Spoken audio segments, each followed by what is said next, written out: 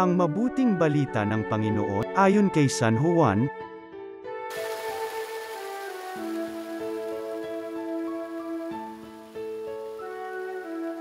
Noong panahong yun, sinabi ni Jesus sa kanyang mga alagad, "Ngayoy paroroan na ako sa nagsugo sa akin. Wala isa man sa inyong nagtatanong sa akin kung saan ako pupunta. At ngayong sabihin ko sa inyo, natigib kayo ng kalungkutan. Ngunit dapat ninyong malaman ang katotohanan. Ang pag-alis ko'y sa ikabubuti ninyo, sapagkat hindi paparito sa inyo ang patnubay kung hindi ako aalis. Ngunit kung umalis ako, susuguin ko siya sa inyo.